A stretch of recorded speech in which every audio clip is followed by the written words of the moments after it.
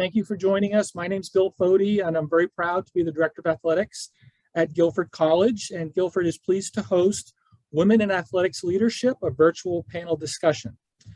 Before we begin our program, we at Guilford like to begin group gatherings in the Quaker tradition. So will you please join me in a brief moment of silence?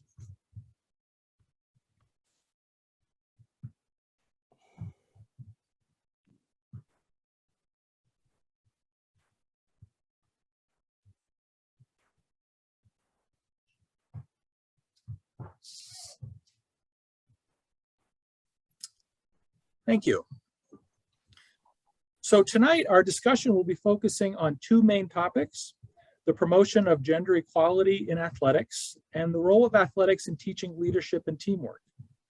We are gathering as part of our celebration of the 50th anniversary of Title IX, and also because it is in accordance with Guilford's Title IX consent decree. But most importantly, we're doing it because I think our student athletes will find it cool and benefit from the experience. Now, I'm joined by our moderator this evening, Emily Gann. Emily is the Senior Women Administrator at Guilford, the head women's volleyball coach, and the Assistant Director of Athletics. Now, we're very fortunate to be joined by three very distinguished leaders in collegiate athletics. They come from different conferences, different regions, different divisions in the NCAA. So allow me a few moments to introduce them briefly. First, our colleague from the ODAC, Jan Hathorn. Jan is the Michael F. Walsh Director of Athletics at Washington and Lee University. She's the first woman and just the 7th AD in school history. Jan's the 2019 recipient of the NCAA Division III Administrator of the Year Award, given by the women leaders in college sports. She's coached both women's lacrosse and women's soccer at WNL and previously coached lacrosse at Denison. She served in a variety of roles within the NCAA, including a stint on the highly influential Management Council. She's a member of the SUNY Cortland C Club Hall of Fame, and more recently was announced as a member of the Intercollegiate Women's Lacrosse Coaches Association Hall of Fame class of 2022. Welcome, Jen. Awesome. Thank you. Pleasure to be here. Thank you. Lindsay Ostler, my former colleague at Colby Sawyer College, joins us from Division I Dartmouth College of the Ivy League. Lindsay serves as the Assistant AD for Peak Performance and Academics at Dartmouth. In that role, she has many functions, including overseeing faculty advisors, community service projects, student athlete handbook, and SAC. Prior to Dartmouth, Lindsay served as the Assistant AD, Senior Women Administrator, and SAC advisor at Colby Sawyer. She also coached both track and field and cross country, being recognized as Coach of the Year 12 times and winning 14 conference championships. And that is not a typo. I was there, I witnessed it. Welcome, Lindsay, nice to see you. Thank you. Pam Roker, former colleague in the Great Northeast Athletic Conference in New England. Pam is the Dean of Athletics at Regis College in Massachusetts with over 30 years experience as a coach and administrator. Prior to Regis, Pam served as the Director of Athletics and Recreation at Emmanuel College in Boston. She has served on a multitude of committees throughout her career, including chair of the GNAC Women's Basketball Committee, the NCAA Men's Golf Regional Advisory Committee, and many others. She is a former Division I head women's basketball coach at both Wagner and Loyola of Chicago. She was a member of the Phoenix Hall of Fame at Wisconsin Green Bay, where she was an academic All-American, the first woman to be so recognized by the university. She's also a well-known TV color commentator covering Division I women's college basketball. Welcome, Pam. Thank you very much. Good evening, everybody. Thank you, Emily. Well, ladies, thank you for joining us this evening and sharing your experiences and knowledge with our students. I'm sure if we weren't virtual right now, I'd have to pause to let the rousing round of applause die down after the introduction of the three of you. But given that we're virtual, I'll proceed with our program and turn things over to Emily Gann. Emily? All right. Thank you all for being here. I'm really excited about this event tonight. Just a few things first. We are recording this event to be able to be shared with my colleagues here on campus and potentially some other student athletes that may not have been able to attend. So just making you aware of that. Also, just a reminder to our student athletes that are present of Zoom etiquette and making sure that when we're able, we're showing our screens, we're staying muted, And also just keep the chat clear of conversations, but hopefully at the end, we might have some time for questions. If we can put the questions in the chat, that would be great. So tonight we are going to have a series of questions that the Student Athlete Advisory Committee has prepared for us. Bill and I met with the group several times over the last couple of months to come up with this list, and we pared down to, I think, 9 questions that we have prepared for you here. We are going to be starting with some questions that relate to Title IX. And what is Title IX? Well, I will specifically share a slide with you so that our group can see. I think most of our student athletes are very aware of what Title IX is, but specifically, we have it here as Title IX of the Education Amendments Act of 1972 is a federal law that states the following: no person in the United States shall, on the basis of sex, be excluded from participation in, be denied the benefits of, or be subjected to discrimination under any education program or activity receiving federal financial assistance. You'll notice 1972 being the date, and we are celebrating the 50th anniversary this year, which is extremely exciting. But I think it's a couple of things to take note of. One, in this particular statement, there's nothing specific to athletics, and we may talk about that later, that some of that specific language did not come for a few years later. And then there's been continued clarification over the years as to what does this mean for athletics. I think for many of us, we may take it for granted, the opportunities that we had as young ones playing little t-ball and all the different recreation leagues that we had. I'll share with you that my own mother, who was a great softball player, did not have that opportunity to play for her high school. Most of her siblings did not get to play sports until they were in high school. I think one of her 5 siblings was able to play in middle school as a female athlete. And so I think for me, this definitely athletics has shaped my life. I've played from a young age. I obviously continued through high school and college, and now I get to what I call live the dream and be a coach. And also this year, taking a step into administration. I'm thankful that the NCAA instituted the Senior Woman Administrator. And so as we begin our night, I hope that you all will kind of take this, the Title IX legislation here and think of maybe some other questions you may be able to ask at the end. But we'll get started here with our first question for our panelists. As we approach the 50th anniversary of Title IX, are you personally satisfied with the progress that has been made? And are there areas where you feel change is still needed? If Jan and Lindsay don't mind, I'll jump right in there, Emily, and maybe kind of set the tone. And one area I'm very satisfied with, and Jan and I had a different experience with this than Lindsay, because of our age, is kind of the esteem that goes along with participating in sports. Way back in the 70s, when I was running around trying to play in the neighborhood with the boys, I was commonly referred to as a tomboy. It wasn't necessarily a term of endearment. The esteem that comes with playing sports today, the girl dads, the proud moments, the celebration of young women through Olympians, to our professional athletes.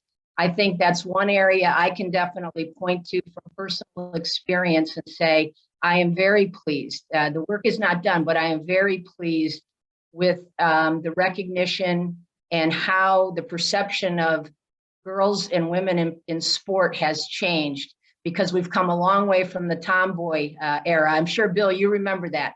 And Jan, I don't know if you want to add a comment on that, but it wasn't always a term of endearment or a compliment. Exactly. It wasn't a compliment usually. No. And I will add to the fact that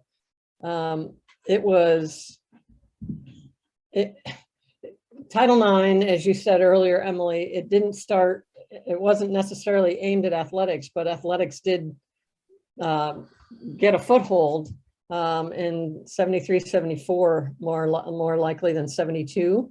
And I will say that for myself, that as a tomboy, when they started having sports for girls in high school, I had the aha moment of like, oh, I found my people. This is my place. So it slowly became more positive just because there were more opportunities for girls like Pam and I to take part in the things that we loved and had an opportunity supported by the school to do the things that we did. Now, one of the things we talked about earlier today is, you know, we had I wore the same uniform as the basketball team, the softball team, the tennis team. I was on all those teams, wore the same uniform for all of them.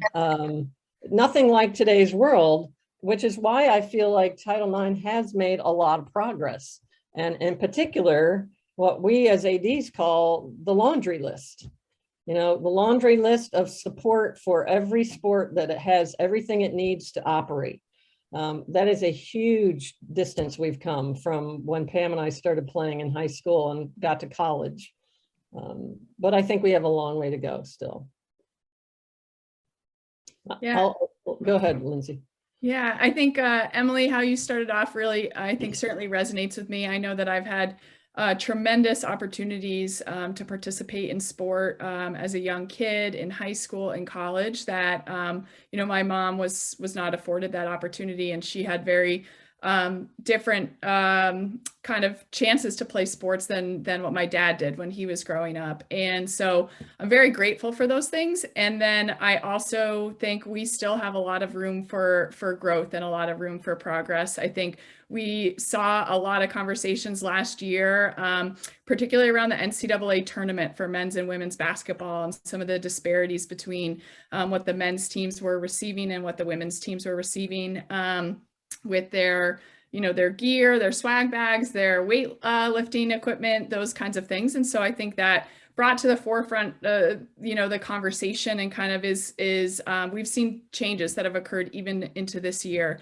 Both tournaments have now been labeled March Madness, which you kind of think back on it, and maybe it didn't necessarily occur to me that the women had not been labeled as March Madness before. And so I think you start to think more critically on those things and figuring out how can we see greater progress moving forward, and how can we, you know, bring these things greater in line with each other. I do look at it a lot from the coaching lens. I've been in administration now for a couple of years, but spent 8 years coaching, and I had a unique opportunity to coach both men and women, which I think is really unique. You do not see a lot of women coaching men. And so I do think that's still an area for a lot of growth and opportunity. I think it seems, you know, men, it's very normal that a male coach may be coaching a women's team.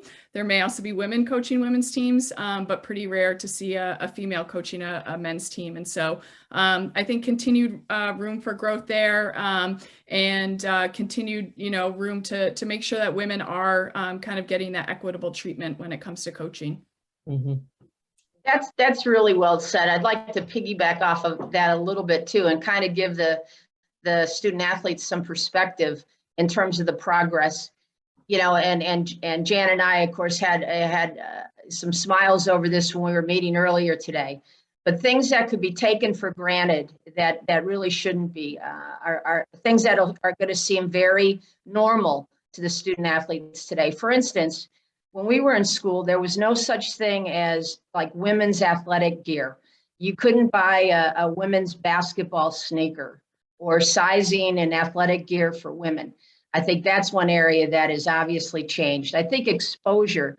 I mean, if you think about, and Lindsay mentioned March Madness, you know, I think about the television exposure that we have today, not only for a sport like basketball, but what they've done with the NCAA softball tournament, the volleyball coverage, ESPNU, and covering field hockey, lacrosse, other Olympic sports. When I was in college, I saw one basketball game played by women. It was the 1982 AIAW final. That was the only basketball game that was on. All you could find was ice hockey or gymnastics or track. That was it. So I think those are two areas where I'm satisfied. Well, I'm fairly satisfied with the growth and the progress we've made. Yeah, I would also argue that so for example, in 60 Minutes last night, there was an interview with Sue Bird. Right. And one of the examples she gave in her career, and she's obviously played for a long time now, but she's in her mid 40s, I think, or early 40s. And when she first got into the professional league, the push for marketing for women's basketball was that look at these feminine women who are playing basketball, and they were asked to behave and dress like women who are athletes versus that they're just athletes, and regardless of their gender. And so that's a ways that we've come. And at the same time, I will say for myself that I find it disappointing at times that it takes a student athlete taking a photo of her weight room last year and putting it on social media to get the attention of an institution or an organization like NCAA to realize that it's so far behind. And a lot of those things are the things that I think are not where they need to be. And until there is sort of a level of embarrassment or lawsuits or something that really puts pressure on and creates discomfort for those that are in charge, sometimes these things don't change. And that's hard. I think in some ways it might be hard to believe given how much more we see women on TV doing their sports, whether it's Olympic, collegiate,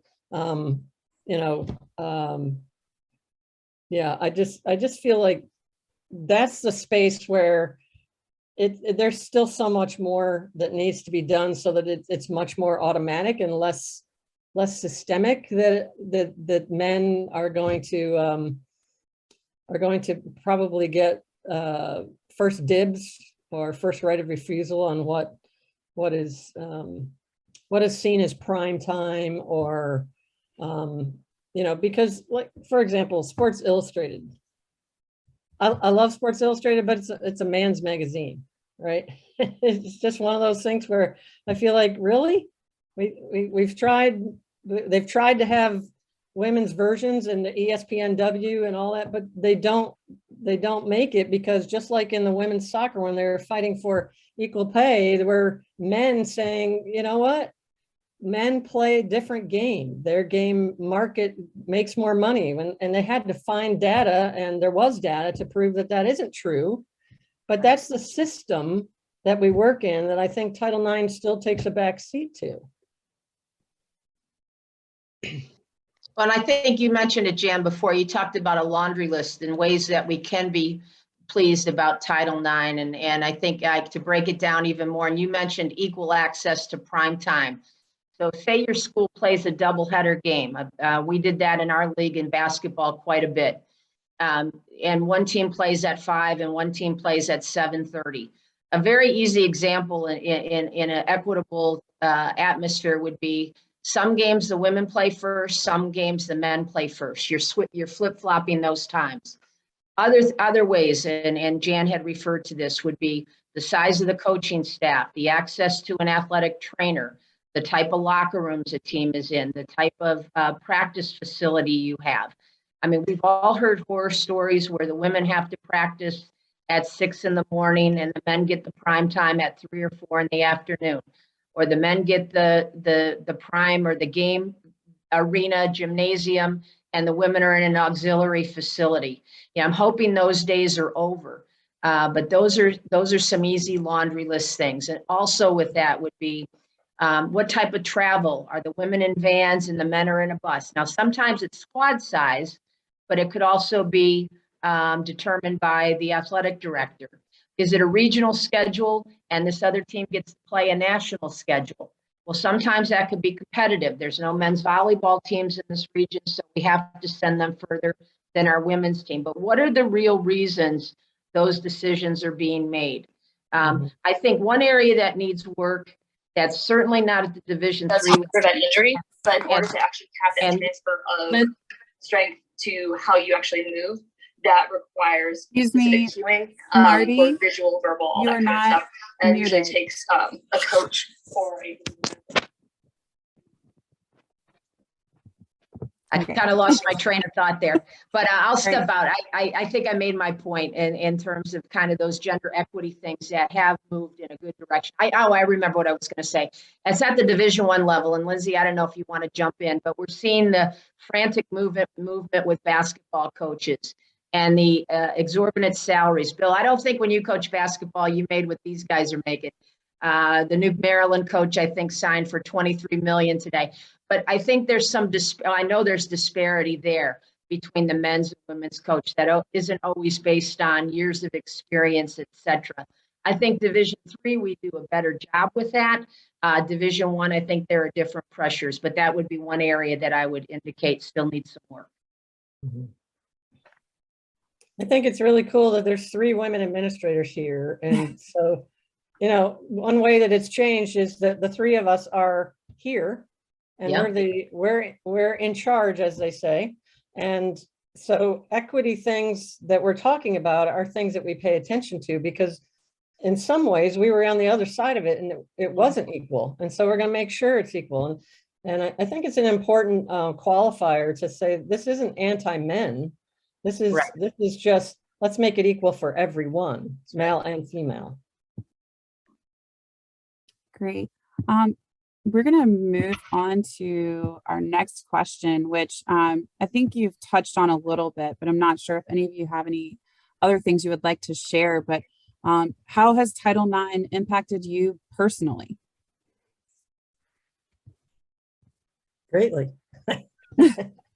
I mean, I will say it loud and clear. I'm a Title IX baby, and I couldn't be more thankful for the passing of that legislation in 1972.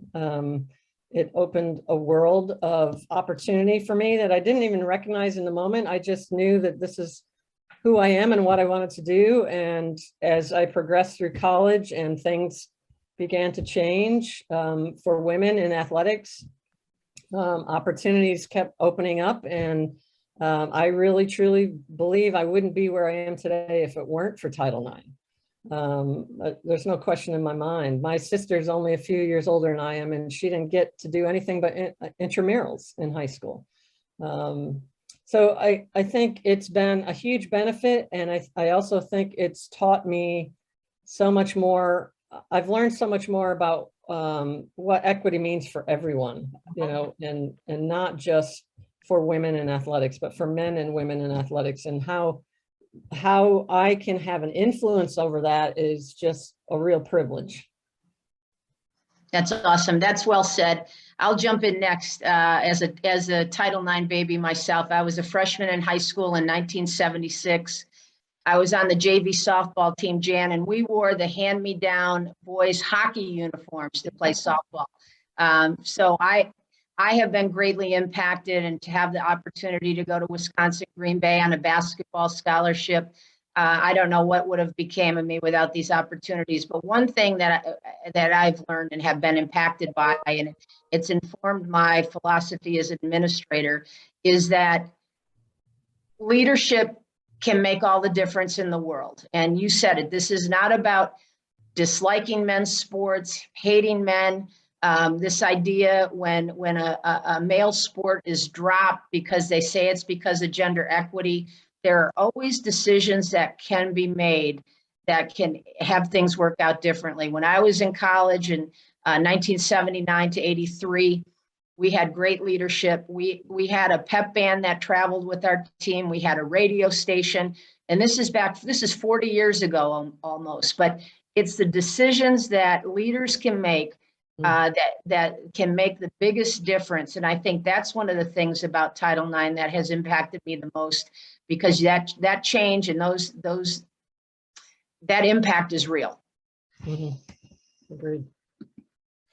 I think, yeah, I am truly a beneficiary of Title IX in that, you know, growing up, it did not occur to me that my athletics were any different than my brothers. And I'm really grateful for that. And I think I'm a beneficiary of the legislation itself because it opened the door. But I would also say that, I'm a beneficiary of the women who have paved the path in response to the legislation and still fought to be in the room where decisions are being made and to be fighting for more equitable access. And so I think it is certainly the legislation, but it is also a lot of people who have shown great leadership since Title IX came to be that have kind of resulted in where women's sports is today. And I'm very grateful for that. Well said. Thank you so much. As we move on to our next question, we're talking a little bit about potentially resistance that you would have experienced. So have you ever experienced resistance in your career based on your gender? And if so, what was the outcome? We might as well stay in order. I'll jump in again. I'm proud to say this is my second athletic director position. I was also the AD at Emmanuel College. Now my title is Dean of Athletics. I wouldn't say resistance with gender so much as probably some gender discrimination in terms of pay scale. I was the head women's basketball coach, assistant athletic director, and senior women administrator versus my colleague that was only the head men's coach. I made significantly less dollars with no significantly more experience for him. And then I found out years later, he also got access to an apartment and a car. So I think it was a little bit about me being naive, a little bit about me not leaning in and being an advocate for myself. But it was a lot about just the inequities of that leadership team, that athletic director, in terms of the inequities. So I wouldn't say so much professionally, but professionally as an administrator, but I was impacted as a basketball coach. Yeah, I have throughout the years, yes, I would say yes to the question. Certainly met resistance. And in part because of the institution where I work, and I have been at this institution, Washington and Lee, for 35 years. Wow. We co-educated in 85, and I came in 87 to be the women's soccer and women's lacrosse coach. And I'm just like Pam said so well, I know I wasn't paid anywhere near what the men's lacrosse coach was being paid, and that coach didn't have to coach another sport. Right. And then the school that I went to, because it was hundreds of years all male and a very traditional type of Southern school, I think resistance is the right word, because I think they just didn't know what to do with women who knew their mind and spoke their mind, and also wasn't intimidated by, just being able to agree to disagree. You didn't have to always agree with who was the leader in the room. And, I'm like Pam, I would say that initially when I got into the business, I was very naive about these things. And over time started to realize that, some of the things that are happening to me are really, truly just my gender. And, there's been some ugly moments where somebody's grabbed my body and shouldn't have, just in the office, decided that my body was theirs for the grabbing. Things like that have happened, but they haven't deterred me or caused me to think that this is how everybody operates, because they're odd, they're exceptions. And the resistance has mostly been, I think, a fear of not knowing how to handle a woman in the situation, because women hadn't been in the room in the past, or women who had been in the room didn't speak up, or women who had been in the room and spoke up in negative tones or combative ways versus somebody who's literally just asking a question and wants to know why. I have many times as an athletic director been the only woman in the room, and everyone talks to the men and they look at the men and talk to each other. And I've had to insert myself and say, well, as the athletic director, this is what I think. That's just true. Is that awful? No. Yeah. At the same time, it's another indication that there is some systemic stuff that's it's going to take some time for change to be whole and solid versus performative or surface. All those resistance moments have made me a better administrator. I'd like to think anyway, and I'd also like to think it made me a better coach. I didn't like those moments at times, but iron sharpens iron, and you learn from when things aren't always easy. I think for me, I've certainly faced it just from a kind of stereotype perspective when I was coaching a men's team, that just traveling and being on the road at different competitions, routinely people would come up to my male assistant coaches, assuming that they were the ones that were the head coach and that I was the assistant coach. And I think, in those situations, there were always things that we could kind of easily work through, and kind of explain who they needed to be going to and that kind of thing. But it's certainly challenging as a young coach, right? You're already kind of trying to prove yourself. And then you feel like every meet that you're at, you're then trying to justify your role that much more. And so I do think it has, it's made me a better administrator in that I make sure that I'm aware of who's in the room and what their roles are, and that I'm not just deferring to the male in the room. I'm making sure that everyone around me, I'm asking questions of everyone and not one person. Or as an event manager, when I'm greeting the team at the bus and welcoming them to our campus, I'm not deferring to one specific person on staff just because I'm assuming that they're the head coach because they're, the male that's stepping off the bus. So I think it's an experience that I had, but it's definitely something that's made me, I think, a better administrator moving forward. Sure. Now, I have a quick story. When I became the athletic director in 2007, numbers of alums just, I don't know anything about football. How can I know anything about men's lacrosse? And, you find a way to diplomatically and graciously say that you think you do know. And I got to tell you, some of my greatest critics are now my greatest supporters, because over time they've seen that I am representative of men's and women's sports, that I am supportive of men's and women's student athletes, that this is about all of us and everyone seeking their most excellent level of academics and athletics. So the outcome takes time, but there can be good outcomes. And sometimes it just takes a willingness to stay in the arena, so to speak, and be okay with, because like Lindsay, if you're the young looking woman in a group of people, you can't be the head coach. And I was often confused as a student. Go up to the male manager and ask who's the coach, kind of thing. So I just think it takes a commitment to knowing that you belong, and the outcomes can come. Awesome. I think I could probably sit here and listen to the three of you talk for hours. I think probably do it. Right. As a new administrator, just sitting and listening to you guys is so great. And for Lindsay, talking about, coaching males, we're very fortunate to have Jennifer King as an alumna of Guilford College, who is coaching in the NFL. So awesome. There's some great also women. Had a stint at Dartmouth, my current institution. Yeah. There you go. Yeah. So really happy that, she is there and representing us and showing us that anything can happen. So yeah, that's great. As we move on, our next question has to do with Title IX still. We're staying on the same topic.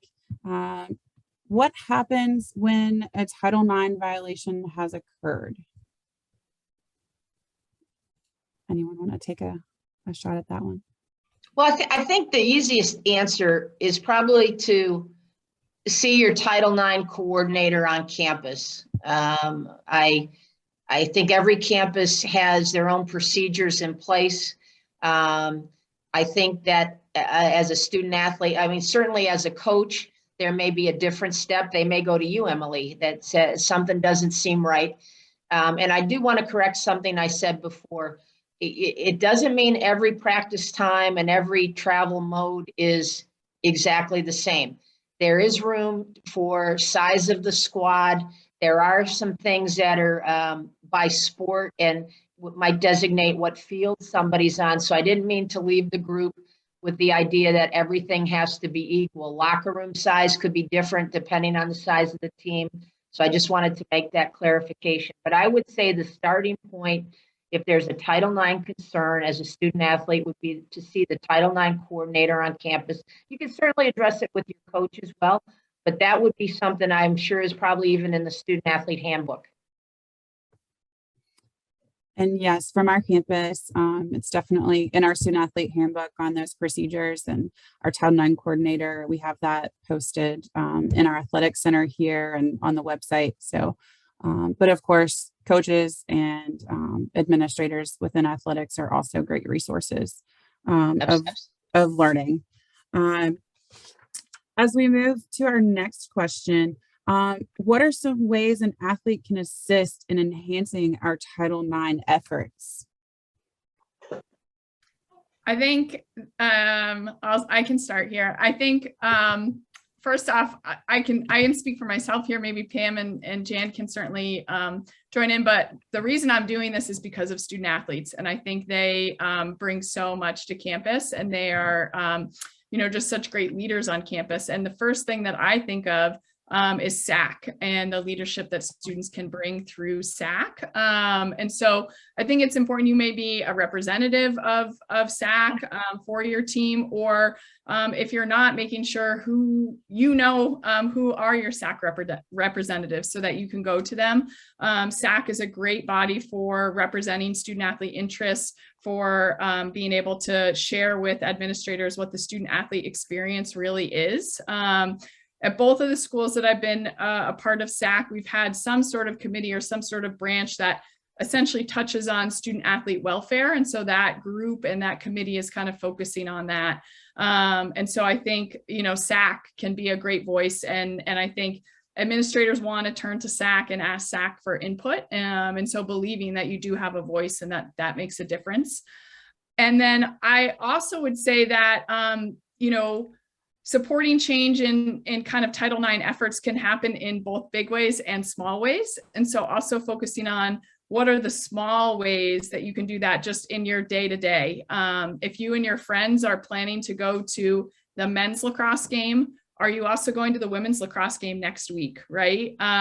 March Madness is going on right now. Did you watch both the men's and the women's tournament games this past weekend? If you did, that's great. And if you didn't, try tuning into the women's tournament next week as well. I think similar to points that Pam has already made, in no way am I trying to diminish support for men's athletics. Support for athletics in general is great, but I think that there's so much that student athletes can do to help support each other on campus and show that there is a lot of excitement for women's sports. Awesome. Yep, I would agree. I think the little things that are sometimes say more. And one example of that to me is along the lines of what Lindsay just said so well about, supporting any team. If Title IX is something you believe in and you feel like your team is, talking about it. So first of all, I think if you want to talk about it, you need to ask your coach to talk about it with you. I think Title IX is a little bit scary topic for people because a lot of times the Title IX issues that are in the news are negative. But if you want to know more and you feel like you need to talk about it, then I would seek people that you trust to talk about it. And then I would also gather as a group. If there's a group of you on a team that feel very strongly about support for student athletes and both genders, then speak with your feet, show up to their games, go be supportive of them. If men's and women's basketball, for example, each gender plays the same game, and maybe your men's and women's basketball teams can get together and decide that as two teams, you're going to support other sports that are men's and women's teams, like men's and women's lacrosse and men's and women's tennis, or men's and women's soccer, that you're going to try to do your part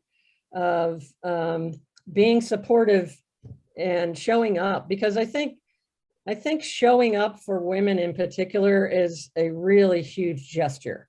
And if men are showing up as well as women showing up, it goes a long, long way in making a statement. And I think those little things are huge when it comes to a sense of belonging and a sense of it validates what people are doing. And I think that's an important part of Title IX, is validating the impact it's had. That was great. We do something, just to wrap up, Emily. Our SAC does something called they adopt a team. So it's one team adopting another team, and that's support. And the same thing Jan's talked about, whether you partner up. I think it's a level of respect too. I think it's exposure. I think it's all. It's great for camaraderie, and if athletics brings kind of that vitality to campus, it's the most robust action usually going on a campus. To be there in support of each other is really fantastic. Mhm. Those are some really great ideas. I know we have several SAC members that are on right now, and I have a feeling Sunday night's meeting will have some great discussion topics and new ideas. All right, as we move on, we're going to go to our next question. Given that sports are still male dominated, how do you suggest women find leadership positions within athletics? Well, I can jump in there again. I've never been shy to jump in, as long as Lindsay and Jan don't mind.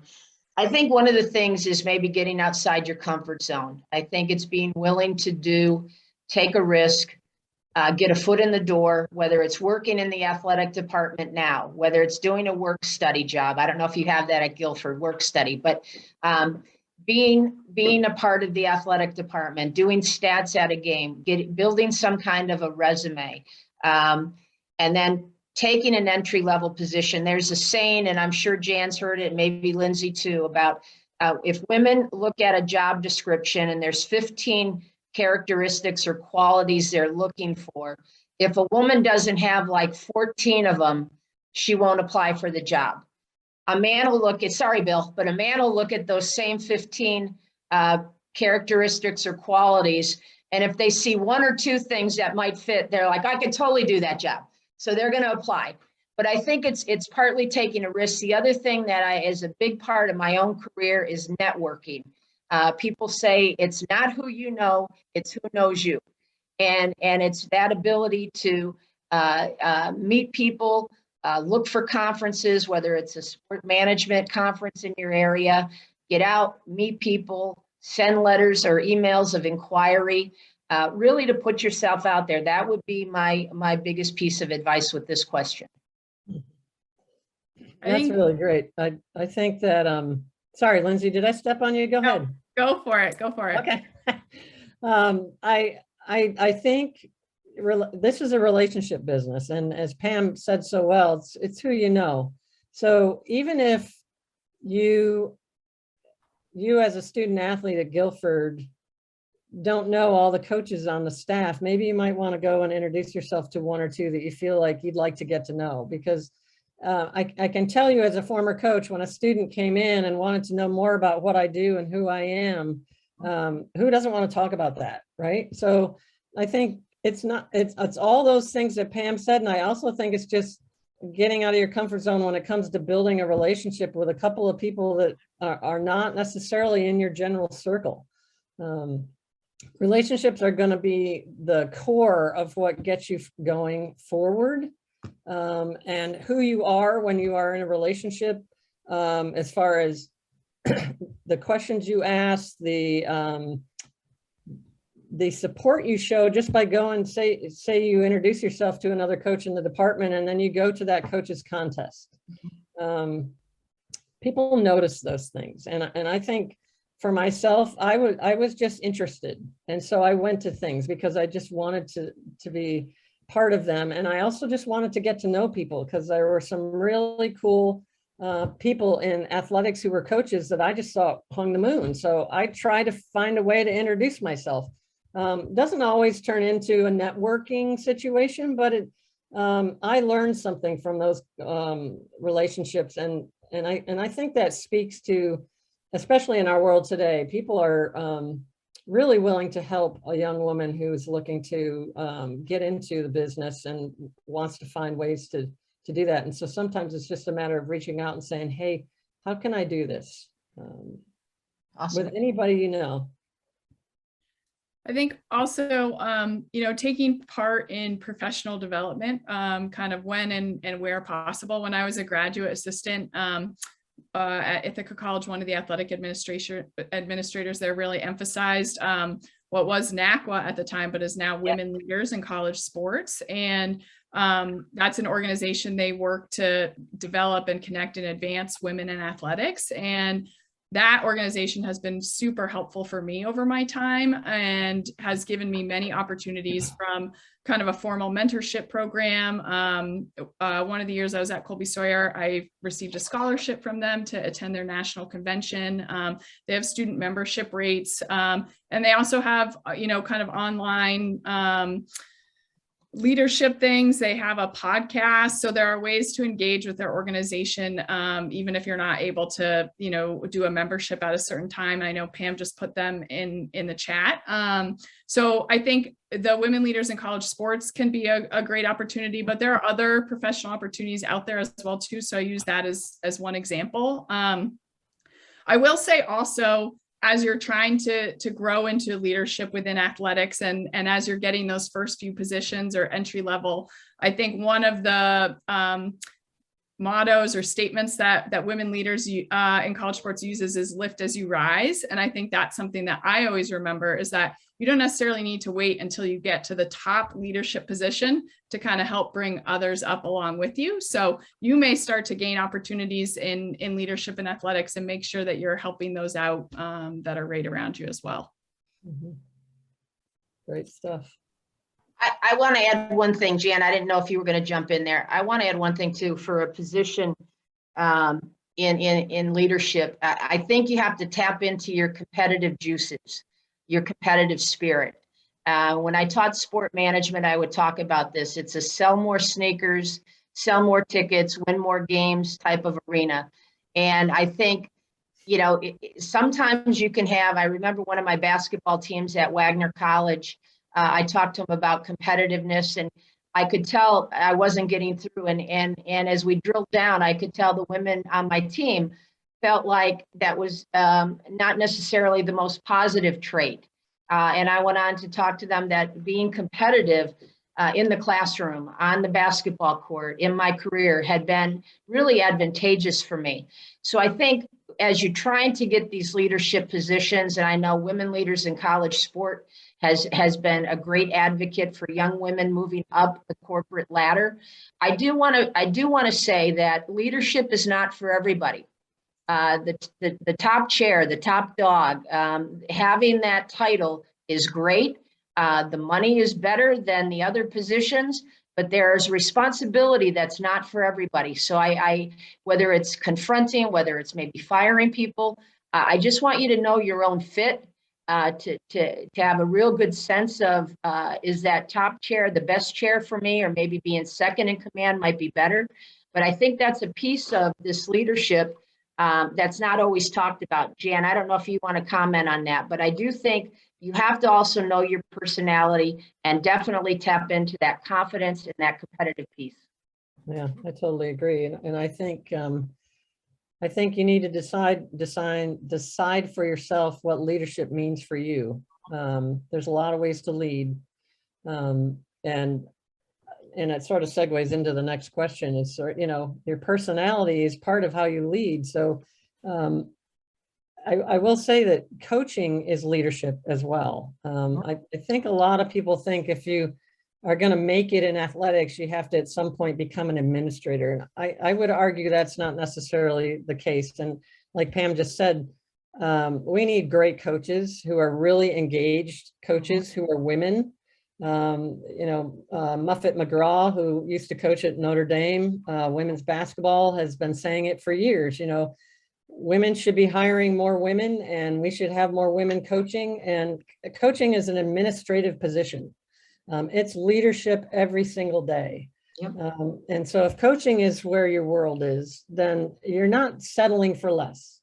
you're actually making a really huge difference. And the influence and impact you're going to have on young men or women, if you're a woman coaching men's team, you're going to have an impact and an influence that is leadership in every way you could possibly name it. So I think coaching sometimes gets seen as just a stepping stone. And if you were to make your career as a coach, there's nothing bad or wrong or less than about that.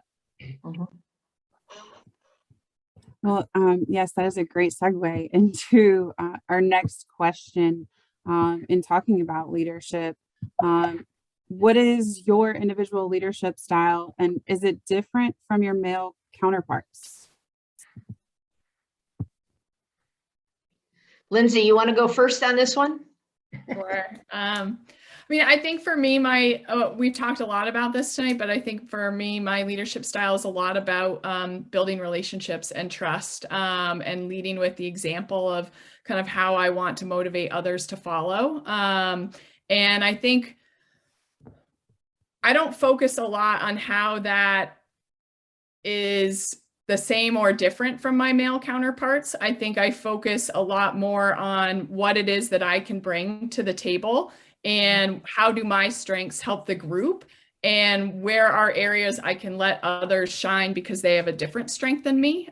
So it's not necessarily comparing, male and female. It's what is this group that's in front of us here, and how can our mission is this, and how can we get that done, and what can I bring to the table, and what can the person next to me and the person sitting across the room, what can they all bring?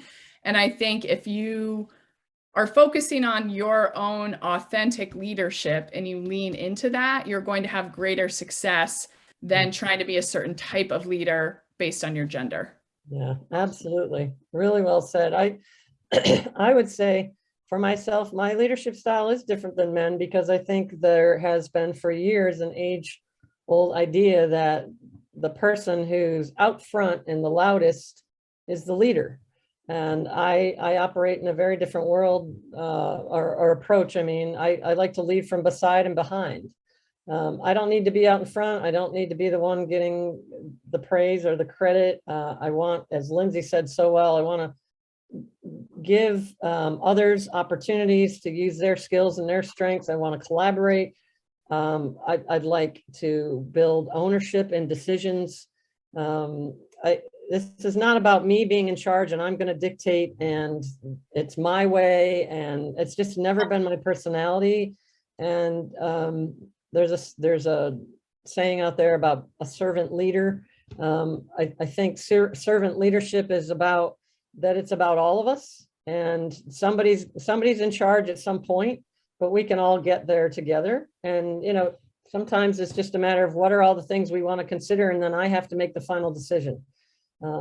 So I take great pride in trying to lead in that way. Sometimes it's super effective and sometimes it's not, but it's definitely different than the male leaders I had growing up.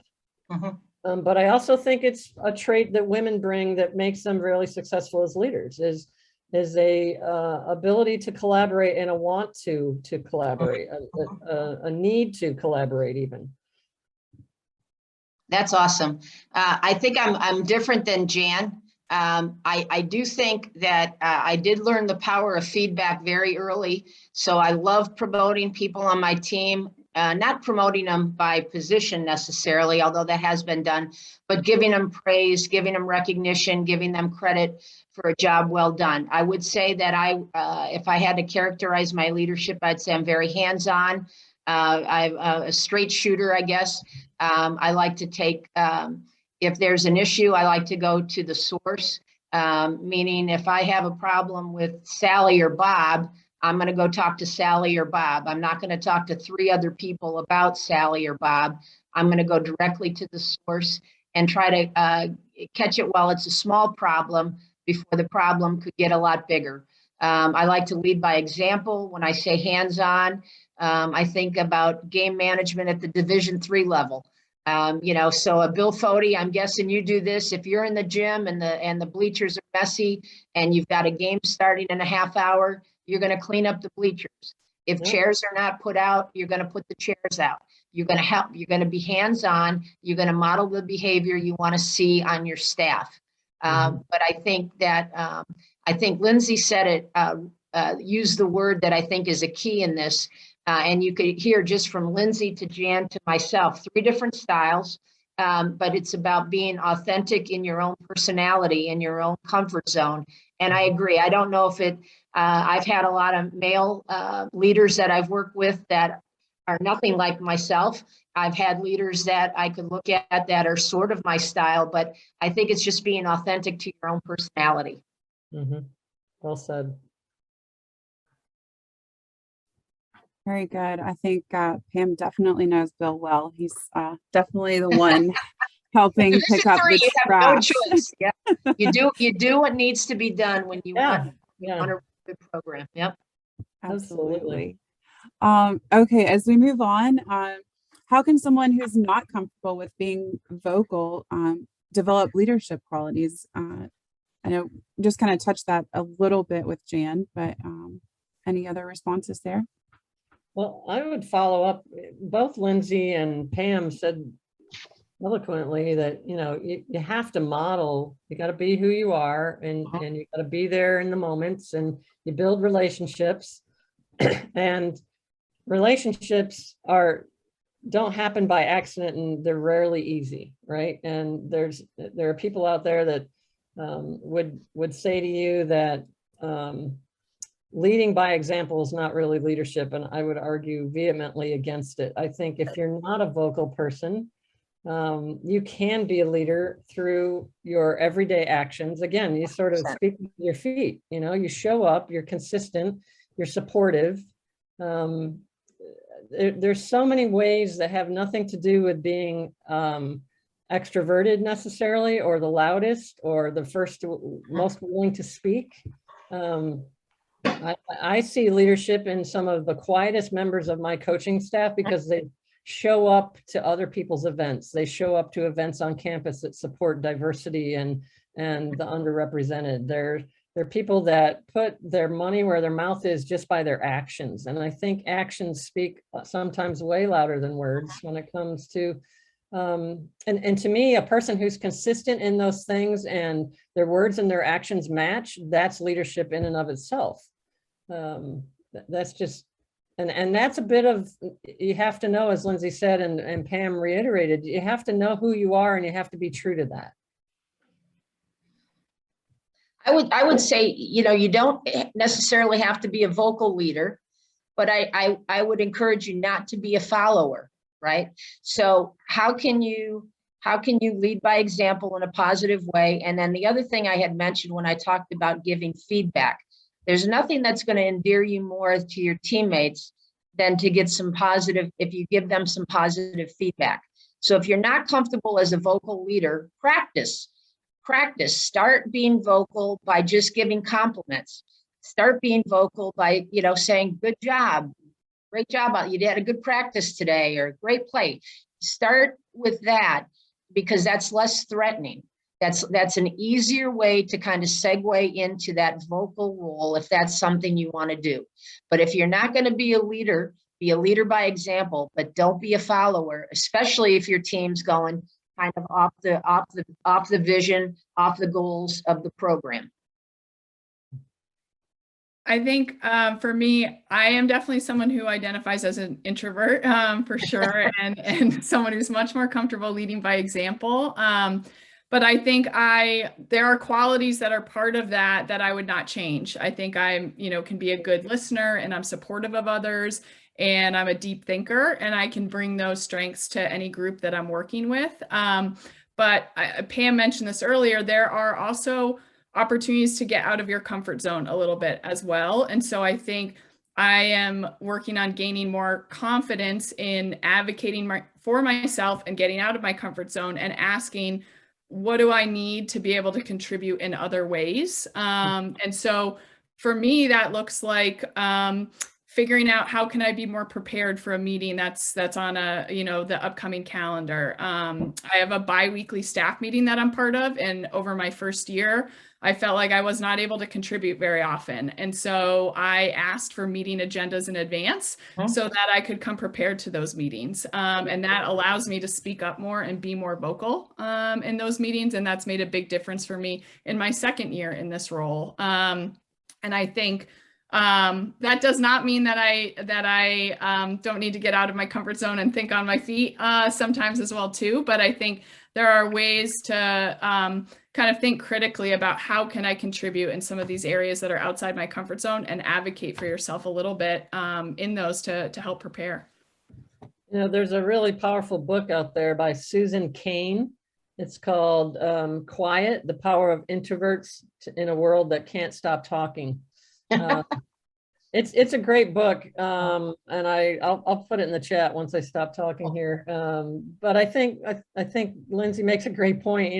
There's ways to know yourself well enough to know what you can do to be prepared, and when it is time to talk, you're ready to talk. That's great. Emily, I think we skipped the part about how athletics shaped your growth as a leader.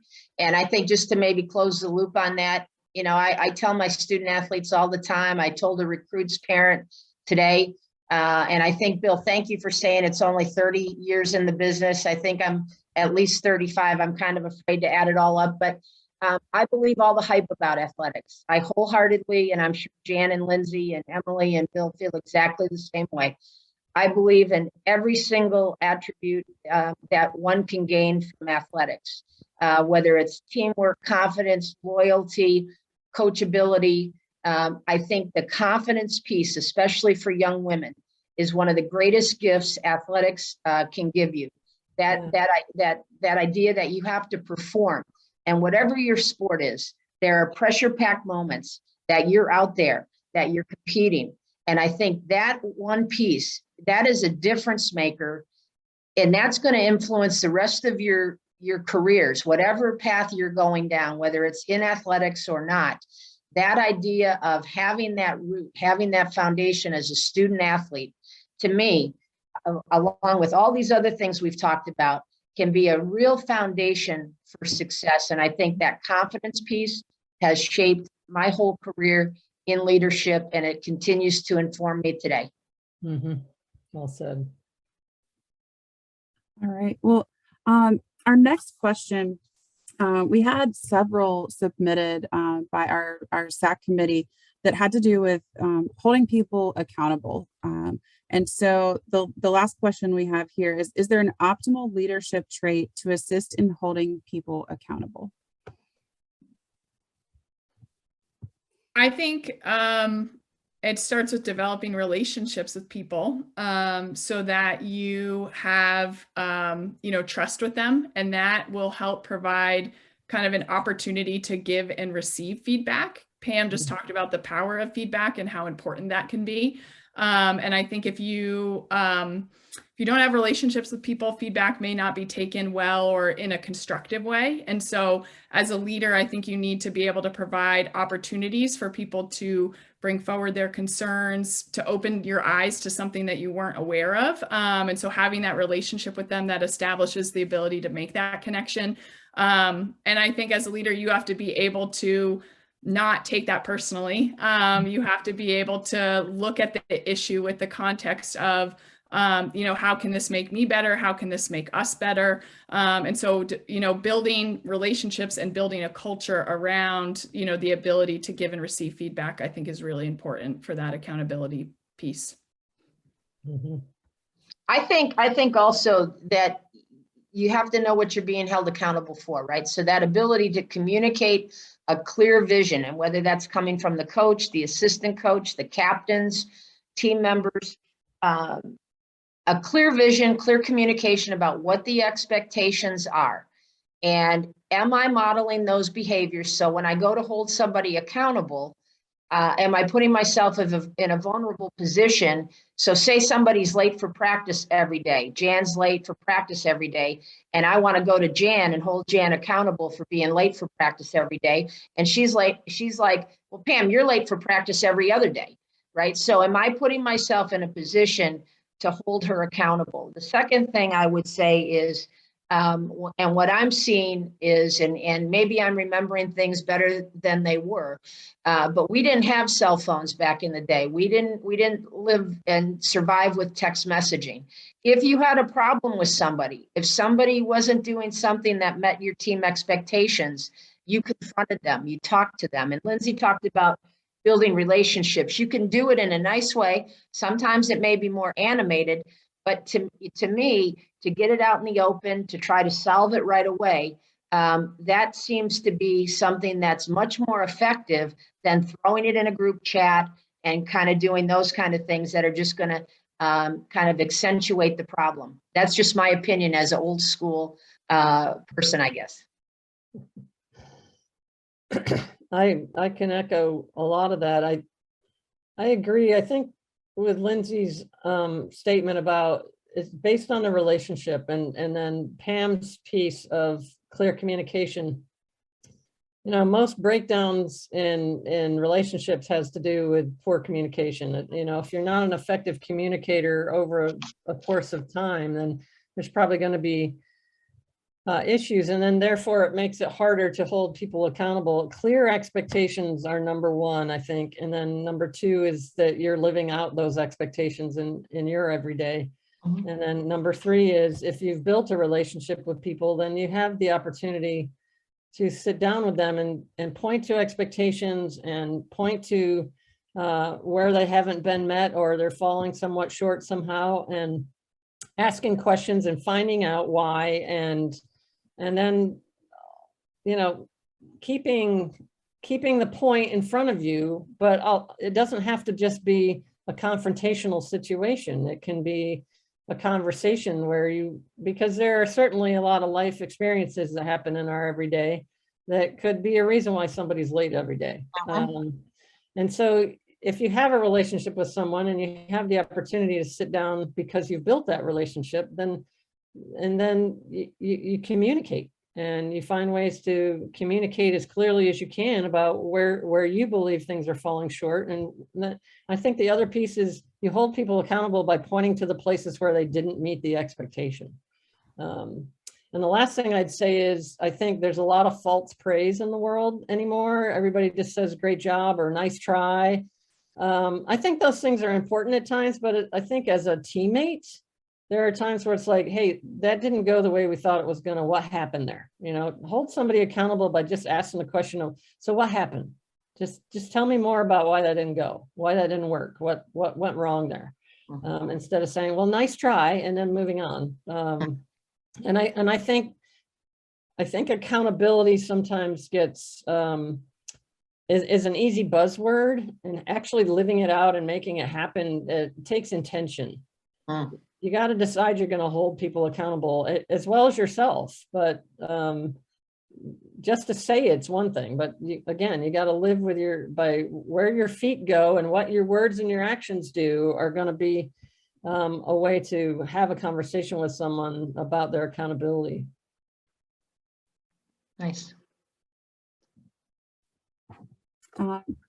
Well, this has been amazing. I've put in the chat, let's see, it looks like we did get a question to come in. I put in the chat if anybody has a question. We do have time for a couple.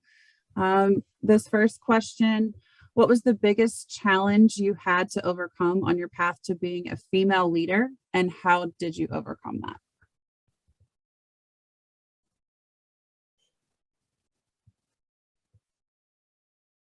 Just one to think about, huh? It's interesting. I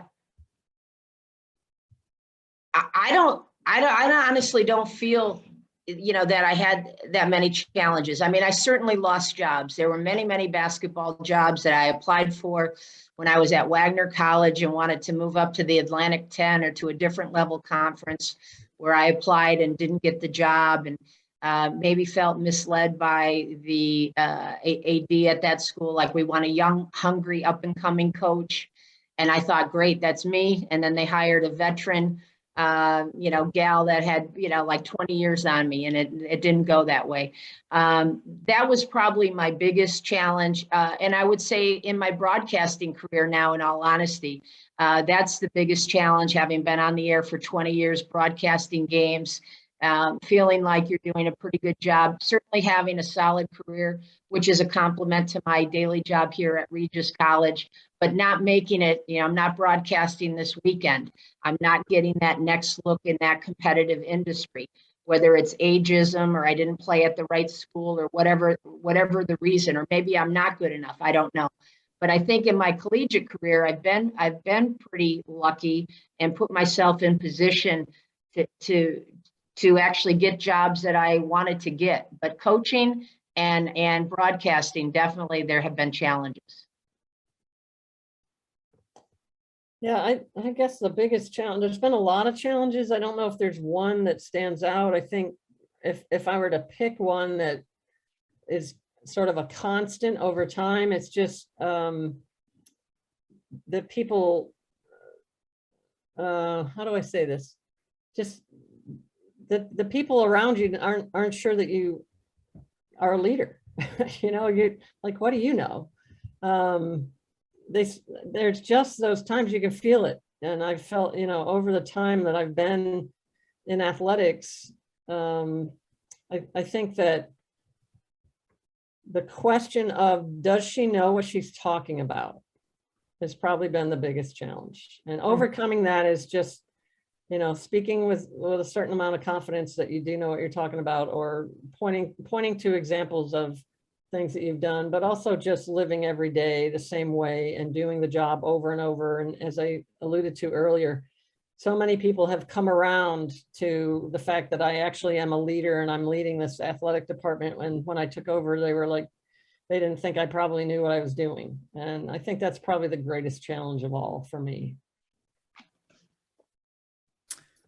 I think for me, it's, just been developing, the confidence that I belong, especially as a young professional in the industry. I think my first head coaching job was coaching both men and women. And so I think that presented a lot of unique challenges. And there are certainly, I think, many times where I did doubt myself and my ability to coach a men's team in addition to a women's team. And so some of that just came with time, right? And experience, and going through the seasons and working through situations, and starting to see that I could get good recruits on both sides, that I could see championships on both sides, and that I was successful. It did not matter which gender I was coaching, that it could happen with hard work and dedication, and developing relationships with my student athletes to create, a good program that they wanted to be part of. But it took time, and it was not something that came, very easily to me in those first few years of coaching, for sure. Awesome. We have one more question, and I think this will be it for the night. This is from Andrea. She is a member of our SAC committee. Awesome. Is equity or equality more important in sports? Is having a more diverse women's athletics opportunities a good measure of equality compared to some male sports like a large, well-funded football team? We don't have football. I can certainly add something, but Jan, do you want to take that one? Lindsay, do you have football at Dartmouth? We do have. Oh, football. yeah. All right. Good luck. Well, I think equity and equality are, there's a cartoon or a drawing I've seen of three people trying to watch a baseball game, and they're standing at a fence, and each one of them has something to stand on, but only one can see over. And so they all have equal opportunity, but the equality picture that's the next frame is that all three can see over, because they've adjusted and they took away the step that one person was standing on and gave it to someone else, and now all three can see over the fence, and everybody has an equitable opportunity. And it's something you can Google, just look up picture of equity, and that's how I found it. I say that to say that I don't think, and I think in Division III, and at my institution in particular, we pride ourselves on broad-based sports sponsorship. So it's a great question that you've asked. I think a well-funded football team is great as long as every other team is as well-funded. And that's a real challenge in football versus field hockey, for example. Right. But the needs are different for each. And I think a well-funded football team is only as good as the well-funded every other team in our department, because we're all, student athletes talk to each other. They know who's getting a different experience. They know who's getting treated differently. So if there's any wisdom in being a leader, you know that that's going to get around if you've decided you're going to treat one program differently than another. So I think equity is more important to me. Yes. And so if field hockey has everything they need, and women's swimming has everything they need, and riding team has everything they need, a well-funded football team is just another one in our department. Yes. In the places where that is not the case, I think that's inequitable personally.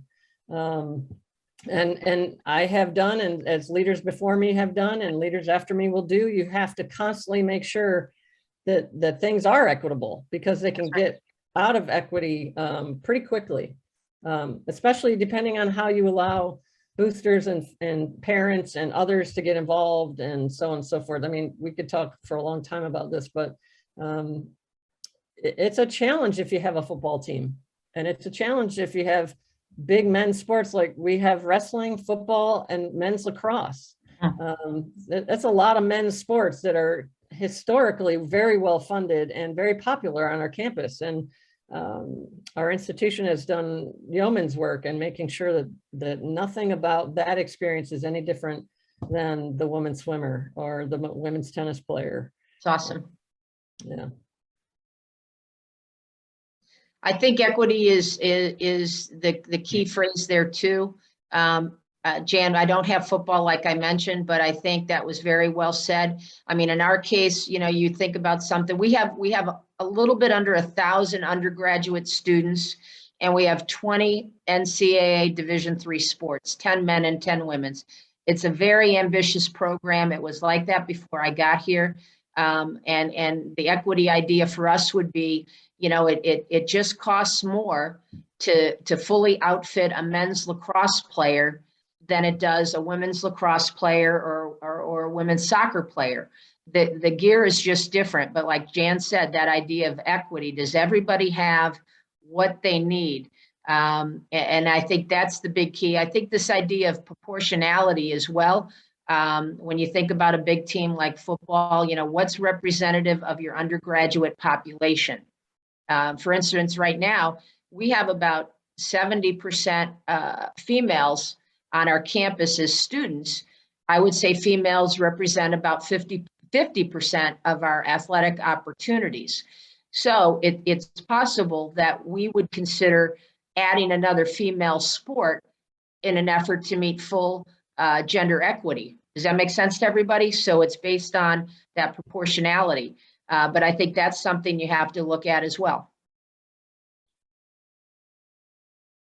I would, echo, I think what Jan and Pam have said about the importance of equity. And I think, just finish by saying, how important it is to continue to critically think about that and have the right people in the room asking those questions, a diverse group of people in the room asking those questions to make sure that equity really is happening, and being willing to, again, give the feedback if you feel like something is not equitable, receive the feedback if you're the one in that role, so that you can look at figuring out how to move forward in a more equitable way.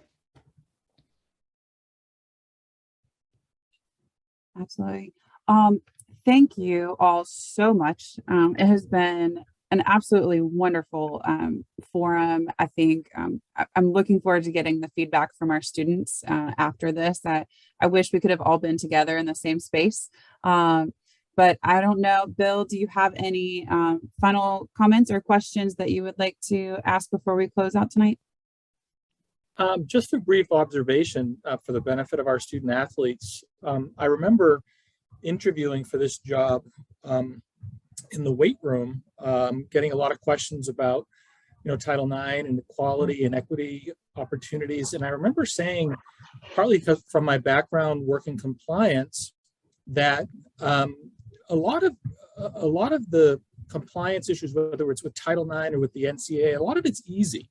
You have a recruiting budget for men's soccer. It's the same for women's soccer. The assistant coach salaries, it's the same. That stuff's easy. But I think it's important when you look at a rule or a law like Title IX to go to the intent of it. And it goes to your point, Pam, about, the basketball team playing first all the time or second.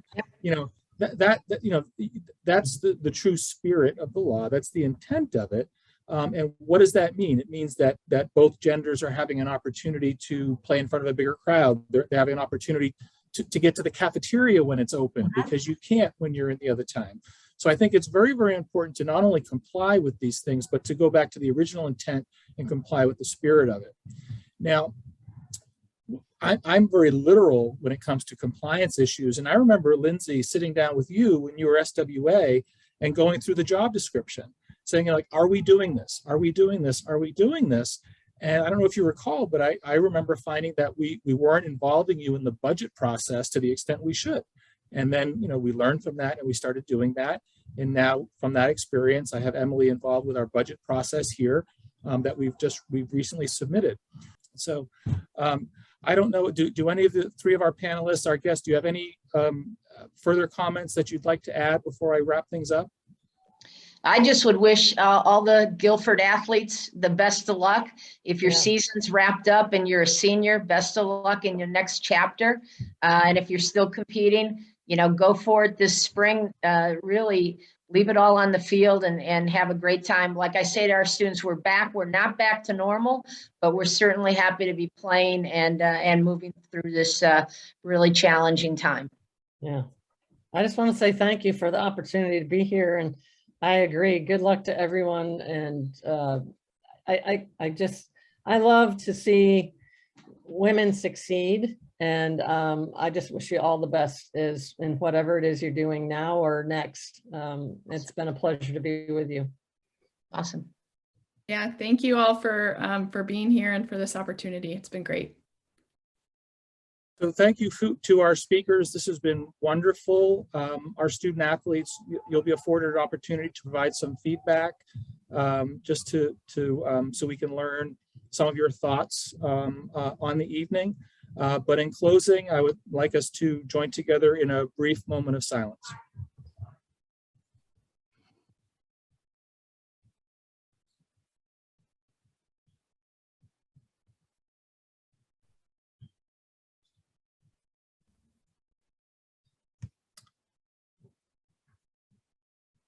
Thank you, everyone, again. Pam, Lindsay, and Jan, this has been wonderful. Thank you so much for taking the time out of your busy schedule. This has been phenomenal. Thank you so much. Thank you, Bill. Thanks, everybody. Thanks, Emily. Thank you, Emily. Jan, Lindsay, great working with you. Nice to meet you, Lindsay and Pam. Nice to meet you, too. Bye.